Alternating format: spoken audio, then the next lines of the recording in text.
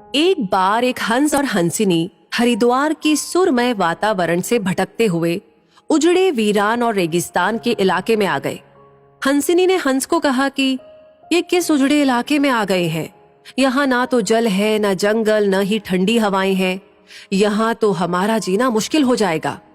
भटकते भटकते शाम हो गई तो हंस ने हंसिनी से कहा कि किसी तरह आज की रात बिता लो, सुबह हम लोग हरिद्वार लौट चलेंगे।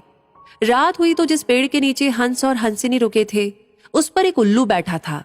वो जोर से चिल्लाने लगा। हंसिनी ने हंस से कहा, अरे यहाँ तो रात में भी सो नहीं सकते, ये उल्लू चिल्ला रहा है।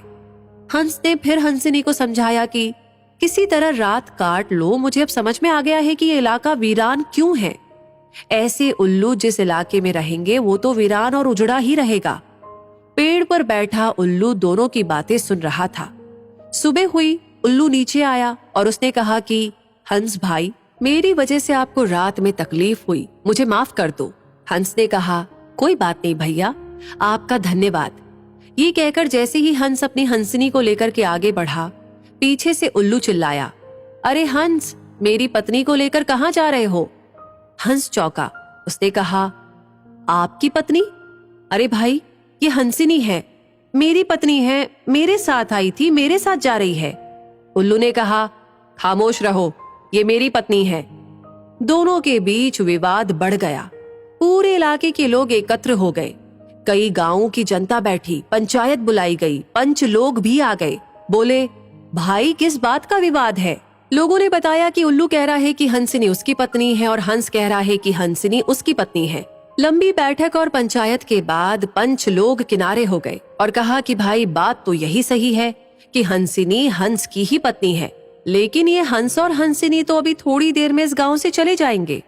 हमारे बीच में तो उल्लू को ही रहना है, इसलिए फैसला उल्लू के ही हक में सुनाना चाहिए।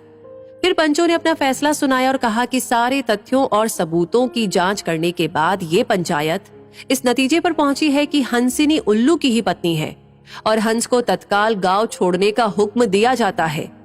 ये सुनते ही हंस हैरान हो गया और रोने, चीखने और चिल्लाने लगा कि पंचायत ने गलत फैसला सुनाया, उल्लू ने मेरी पत्नी ले ली। रोते चीखते जब वो आगे बढ़ने लगा तो उल्लू ने आवाज लगाई, ए मित्र हंस, जरा रुको। हंस ने रोते हुए कहा कि भैया अब क्या करोगे? पत्नी तो तुमने ले ही ली, अब जान भी लोगे क्या? उल्लू ने कहा, नहीं मित्र, ये हंसिनी आप ही की पत्नी है और हमेशा रहेगी। लेकिन कल रात जब मैं चिल्ला रहा था तो आपने अपनी पत्नी से कहा था कि ये इलाका उजड़ा और वीरान इसलिए है क्योंकि यहाँ उल्लू रहता है। मित्र, ये इलाका उजड़ा और वीरान इसलिए नहीं है कि यहाँ उल्लू रहता है। ये इलाका उजड़ा और वीरान इसलिए है क्योंकि यहाँ पर ऐसे पंच रहते हैं जो उल्लुओं के हक में फैसला सुनाते हैं। शायद 65 साल की आजादी के बाद में भी हमारे देश की इस बुरी दशा का मूल कारण यही है कि हमने उम्मीदवार